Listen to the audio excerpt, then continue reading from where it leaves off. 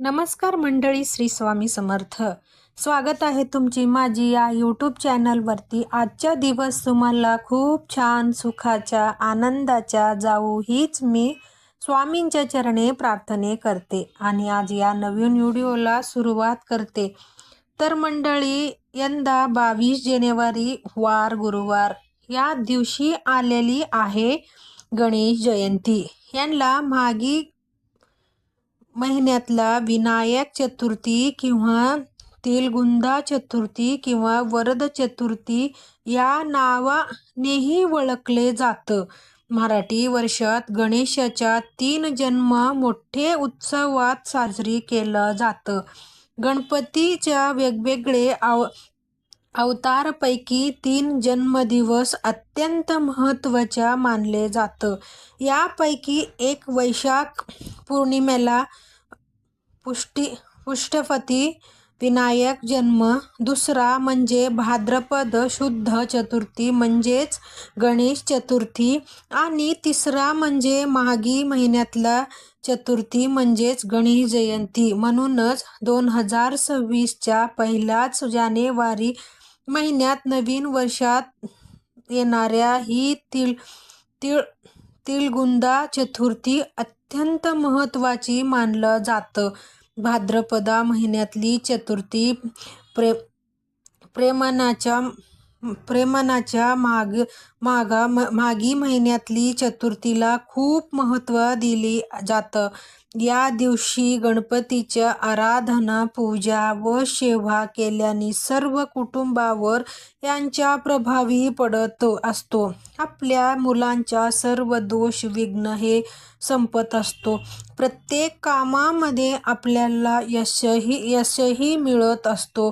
गणपती बाप्पाच्या पूजा आराधना केल्याने सर्व कार्यात सफलताही मिळत असतो. ज्यांच्या लग्न लवकर जुळत नसेल तर या उपाय केल्याने त्यांनी लग्न जो आहे तर ते लवकर जुळल्यास मदत होत असतो, लवकर जुळत असतो. भाद्रपद चतुर्थीला गणपतीच्या पूजा केल्यानंतर त्यांना मोदकाचा नैवेद्य आवर्जून दाखवला जातं.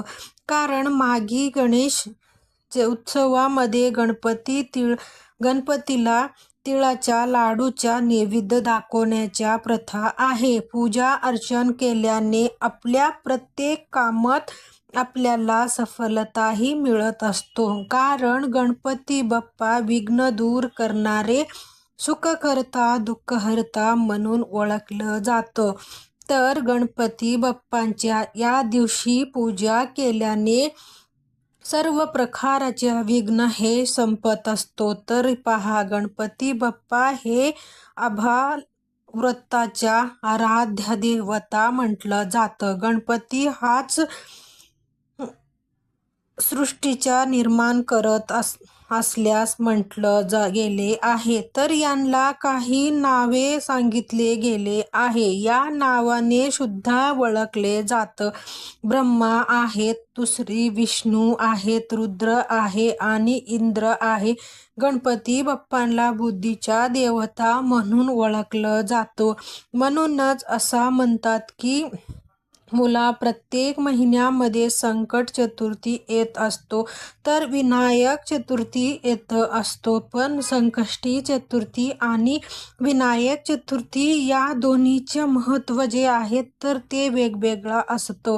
तर इंग्रजी कालनिर्णयानुसार पौष महिन्यातली जानेवारी हा महिना पहिला महिना म्हणून ओळखला जातो. म्हणून ही विनायक जयंती जी आहे तर ती अत्यंत खास म्हटली जातं. ज्यांना माघी जयंती आपण म्हणत असतो. शुक्ल पक्षामध्ये येणारी चतुर्थीला आपण माघी गणेश जयंती म्हणून साजरी करत असतो. या दिवशी गणपतीच्या आराधना, मंत्र जप आणि सेवा करून पूजा केलं जातं. आशिष महिन्यात झाल्यानंतर जे पौष महिन्यात लागत असतो. तर पौष महिन्यातली माघी जयंती आपण साजरी करत असतो. माघी जयंतीच्या दिवशी गणपतीच्या आराधना केल्याने जीवनातला सर्व समस्या हा दूर होतात. गणपती बाप्पाचा आशीर्वाद संपूर्ण कुटुंबावर राहत असतो. जर आपल्या जीवनामध्ये काही समस्या, अडचण, अडथळा असेल, या दिवशी व्रत करून गणपतीच्या आराधना आणि या मंत्राचा जप केल्याने याचा फळ जो आहे तर ते अधिक पटीने आपल्याला प्राप्त होत असतो. पहा, गणपती बाप्पाला संकट दुःख तारणार म्हटलं गेलं आहे. म्हणून या माघी जयंतीच्या दिवशी मनोभावे त्यांची पूजा केल्याने जीवनातल्या सर्व अडचणी हा दूर होतात. वर्षभर आपल्याला कोणत्याही संकटाचा सामना करायच्या गरज भासत नाही. तसेच हे व्रत मनोभावी केल्याने आपल्या घरात सुख, संपत्ती, धन, ऐश्वर्य प्राप्ती होतो. याच्याबरोबर जीवनातल्या आर्थिक समस्या हा दूर होतात. गणपतीच्या पूजनाने आणि त्यांच्या आशीर्वादाने आपल्या जीवनात येणारे संकट जो आहे ते हरण करणारे देवता म्हणून प्रथम पूजनीय देवता गणपतीला म्हटलं गेलं आहे. धार्मिक दृष्टिकोनातनं हा दिवस जो आहे ते अतिशय महत्त्व असल्यामुळे या दिवशी वास्तुशास्त्रामध्ये करण्यासाठी काही उपाय सांगितल्या गेला आहे. उद्या माघी जयंतीच्या दिवशी काहीही नाही केलं तरी चालेल किंवा तुम्ही उपवास तुमच्या नजर धारण जमला नाही पण घरामध्ये आणा या झाडाच्या एक पान. कोणतेही शत्रू घरात येऊन माफी मागेल. एखादा शत्रू असेल तर तुमच्या समोर येऊन लोटांगण घालेल. 7 पिढ्यांच्या दारिद्र्य, दुःख, त्रास हे कमी होईल. तुमच्या मनातली सर्व कठीणातली कठीण इच्छा हा ताबडतोब पूर्ण होईल. यामुळे कोणत्या झाडाचे पान आपल्याला घेऊन यायचे आहे, त्या पानाच्या काय करायचे आहे याच्याबद्दल संपूर्ण माहिती या व्हिडिओमध्ये पाहणार आहोत. ज्यामुळे व्हिडिओ हा शेवटपर्यंत नक्की पहा. चॅनलवर नवीन असेल तर नक्की सबस्क्राईब करा. कमेंटमध्ये श्री गणेशाय नमः हा मंत्र लिहायला विसरू नका आणि हाय म्हटलं नक्की प्रेश करा. तर पहा, या दिवशी जे आहे पौष महिन्यातल्या गणेश जयंती आलेली आहे. तर याला माघी गणेश जयंती आपण म्हणत असतो. तर या दिवशी आपल्याला कोणत्या झाडाचे पान घरात आणायचे आहे, हा उपाय आपल्याला कशासाठी करायचा आहे तर पहा, सकाळी 11 वाजण्याच्या अगोदर आपल्याला हे जो पान आहे तर ते सकाळी ब्रह्ममुहूर्तावर घरात घेऊन यायचे आहे. तर या झाडामध्ये साक्षात गणपती तत्व जे आहे हे जागृत अवस्थेत असतो आणि जी माघी चतुर्थी आहे ही गणपतीला समर्पित असतो. म्हणून या दिवशी पृथ्वी तलावर गणपतीही जागृत अवस्थेत असतात. नेहमीच तुलनेमध्ये गणेश तत्व हा माघी जयंतीच्या दिवशी हजार पटीने कार्यरत असतो. म्हणून जर माघी जयंतीच्या दिवशी आपण काही सेवा करतो किंवा काही उपाय करतो, त्या उपायाच्या आणि सेवेच्या जे फळ आहे तर ते अधिक पटीनं आपल्याला लाभत असतो. म्हणून या जे उपाय आहे तर ते आपल्याला मनातील जी काही इच्छा आहे तर ती इच्छा पूर्ण करण्यासाठी हा उपाय आपल्याला करायचा आहे. तर भरपूर दिवसापासून तुम्ही एखादी नोकरी घेण्यासाठी प्रयत्न करत आहोत किंवा एखादी काम पूर्ण होण्यासाठी तुम्ही प्रयत्न करत आहोत. जागा तुम्ही घेत असाल त्यामध्ये विघ्न अडचणी येत असेल, पैसे जर हातामध्ये येत नसेल, पैसे टिकत नसेल किंवा तुम्ही कर्ज घेतलेली आहे तर ते कर्ज कमी करण्यासाठी तुम्ही प्रयत्न करत आहोत. एखादी तुमची इच्छा आहे जशी की नोकरी प्राप्ती असेल किंवा धनप्राप्ती असेल किंवा माता लक्ष्मी आपल्या घरामध्ये स्थिर अवस्थेत राहावी, मुलांची भरभरून प्रगती व्हावे असेल, मुलांची बुद्धीमध्ये किंवा त्यांच्या शिक्षण बाबतीत अडचणी या नवे अभ्यासामध्ये त्यांची जोरदार प्रगती हवी किंवा पतीच्या प्रगती हवा अशी वाटत असेल किंवा तुमची जीवनामध्ये त्रास शारीरिक किंवा मानसिक त्रास असेल, अशा कोणतेही समस्या असेल, या समस्या निवारण होण्यासाठी आपल्याला गणेश जयंतीच्या दिवशी हा उपाय करायचा आहे. तर पहा, बरेच दिवसापासून आपण काही नियोजन करत असतो, काही इच्छा असतात. ही इच्छा पूर्ण होण्यासाठी आपण भरपूर प्रयत्नही करत असतो. आपण कितीही प्रयत्न केला तरी कोणत्या कामाच्या सुरुवात करत असताना जर आपण प्रथम गणपतीच्या जर पूजन करत असेल किंवा मंत्र जप करत असेल तर ते प्रत्येक कामात आपल्याला यश मिळत असतो. जेव्हा आपण एखादी उपाय करत असतो तर ते उपाय कुंडलीमध्ये ग्रहदोष, वास्तुदोष किंवा राहू केतू या दोषाचा जर तुम्हाला त्रास होत असेल, आपल्या कुंडलीमध्ये अशी काही ग्रह असतात, हे कुंकवत असतात, तेव्हा आपल्या कोणत्याही कामामध्ये यश मिळत नाही. प्रयत्न करून आहोत पण त्या प्रयत्नाला यश मिळत नाही. म्हणून असे विशेष विधीच्या दिवशी जर तुम्ही हा उपाय केला तर नक्की आपल्या कुंडलीमधलं जे ग्रह दोष आहे, मंगळ दोष आहे किंवा आपल्या कुंडलीमध्ये काही दोष असेल तर ते कमी होतात व आपल्या कोणत्याही कामामध्ये आपल्याला यश नक्कीच मिळत असतो. धन प्राप्तीसाठी आणि करोडाच्या कर्जातून मुक्त होण्यासाठी हा उपाय खूप प्रभावी म्हटलं जातं.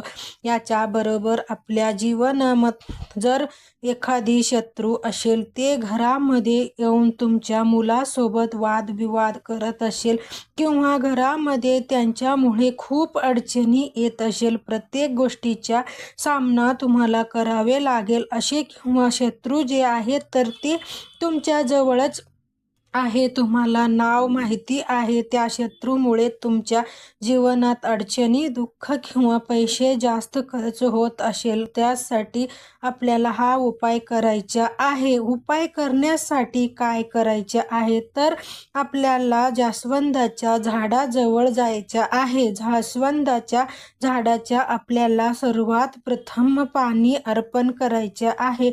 ओम गणपतया नमः असे म्हणता त्या झाडाच्या एक काळी आणायचे आहे आणि एक आपल्याला जास्वंदाच्या पान घरामध्ये घेऊन यायचे आहे. पहा, हे झाड जे आहे तर हे झाड अत्यंत महत्त्वाची मानलं जातं. या झाडाची पानं असेल, फुलं असेल किंवा या झाडाची काडी सुद्धा अत्यंत महत्त्वाची आहे, कारण हे जे झाड आहे हे संपूर्ण स्वरूप जे आहे तर हे गणपती बाप्पांच्या म्हटलं गेलं आहे. त्यांना यांच्या फूल जे आहे, पान जे आहे ते अतिप्रिय आहे. म्हणून या झाडाच्या एक पान घरामध्ये घेऊन यायचे आहे, त्यांना स्वच्छ पुसून घ्यायचे आहे. असं म्हणतात की गणपती बाप्पांना आपण स्वतःच्या एक फूल आणि त्यामध्ये दुर्वा तयार करून असं झाड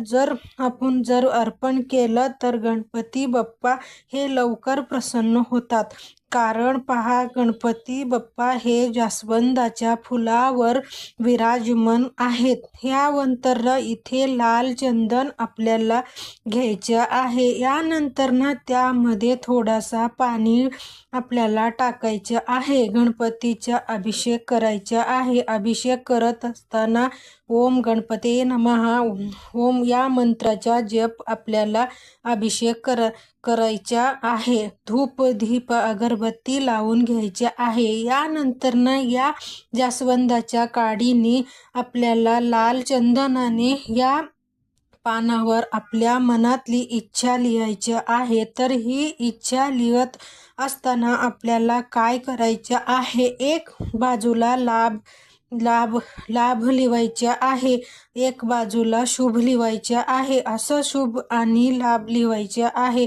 आणि यानंतर शुभ आणि लाभ लिहत असताना दोन्ही साईडला आपल्याला स्वास्तिक हे काढून घ्यायचे आहे. यानंतर मधोमध आपल्याला आपल्या मनातली इच्छा लिहायची आहे. तुमची इच्छा कोणतीही असेल, जसं की कर्जमुक्ती हवी असेल, पैसे घरामध्ये धनप्राप्ती या किंवा मुलांच्या शिक्षणामध्ये भरभरून त्यांच्या यश मिळावं किंवा पतीच्या प्रगती व्हावं, अशी एक इच्छा जी आहे तर ते आपल्याला या पानावर लिहायचे आहे.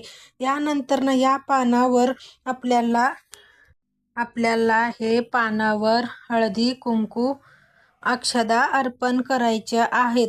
जेव्हा तुम्ही हे पान देवाला अर्पण करत आहोत, या वेळामध्ये जे डेट आहे तर ते देवाकडे यायला हवे, अशी पद्धतीने आपल्याला अर्पणही करायच्या. यानंतर या पानाखाली प्लेटवर आपल्याला तांदूळ ठेवायचे आहे. आणि या पानावर आपल्याला काय करायचे आहे, एक सुपारी ठेवायची आहे. आणि या सुपारीला आपल्याला सर्वात प्रथम हळदी कुंकू अर्पण करायचे आहे. ही जी सुपारी आहे तर ते गणपतीच्या एक स्वरूप आहे. जेव्हा पूजामध्ये कोणतेही देवी जे आहे ते देवता जी आहे त्यांची मूर्ती जर तुमच्या घरामध्ये नसेल, तर गणपतीच्या स्वरूपात असलेली सुपारी जी आहे तर ती सर्व देवाच्या प्रतीक म्हणून यांची पूजा केलं जातं. यामुळे पूजाचा संपूर्ण फळ आपल्याला लाभत असतो. यानंतर आपल्याला 21 दुर्वा घ्यायच्या आहे. या दुर्वाच्या जोडासा गुच्छ दुधापासून जे तूप बनवलेली आहे तर ते तुपाचा एक थेंब आपल्याला या दुर्वाला लावायचे आहे. आणि हा दुर्वा आपल्याला या पानावर अर्पण करायचे आहे. ह्याच्यानंतर ह्या पानाला आणि जे दुर्वा अर्पण केलेली आहोत त्यांना हळदी कुंकू अर्पण करायचे आहे. पिवळे फुलं अर्पण करून तुम्हाला पूजाही करून घ्यायची आहे. धूप दीप अगरबत्ती हे ओवाळून घ्यायचे आहे. यानंतर आपल्याला 11 वेळी अथर्वशीर्षाचे पठण करायचे आहे. 108 वेळा वक्रतुंड महाकाय सूर्यकोटी समप्रभ निर्विघ्नं कुर्मे देव सर्व कार्येषु सर्वदा या मंत्राच्या 108 वेळा जप करायचा आहे. गणपती बाप्पांना या मंत्राच्या 1 वेळा जप करायचे आहे. ह्यानंतर गणपतीच्या मूर्तीसमोर आपल्याला हात जोडायचे आहे, डोकं टेकायचे आहे आणि मनोभावे प्रार्थना व्यक्त करायची आहे. आपल्या मनामध्ये जी काही इच्छा आहे ती व्यक्त करत असताना आपल्या मनामध्ये शुद्ध भाव असायला हवा.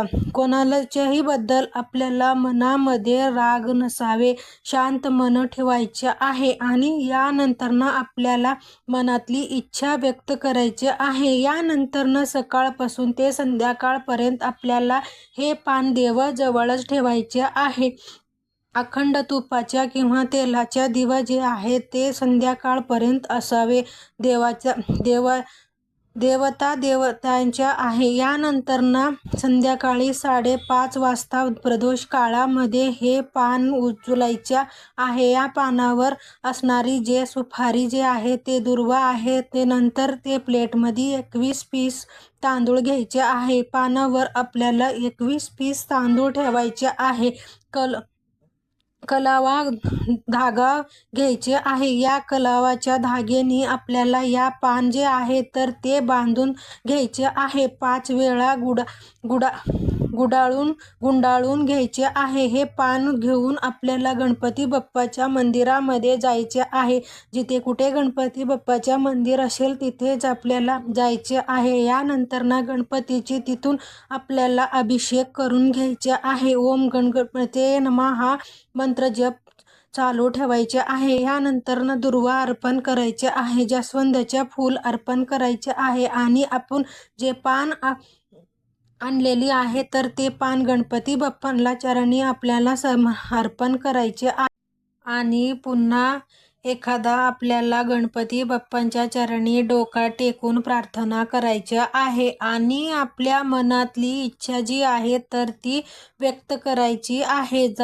जात असताना बुंदीच्या लाडू असेल किंवा गूळ खोबऱ्याच्या लाडू असेल, मोदक असेल तर गणपतीच्या चरणी आपल्याला अर्पण करायचे आहे. कारण गूळ खोबऱ्याच्या नैवेद्य जे आहे तो गणपती बाप्पांना खूप प्रिय आहे. अशा पद्धतीने हा जर उपाय तुम्ही गणेश जयंतीच्या दिवशी जर केलं तर गणपतीचा आशीर्वाद वर्षानुवर्ष आपल्या पाठीशी राहत असतो. आपल्याला कोणतेही कामामध्ये यश जो आहे तर ते आवर्जून मिळत असतो.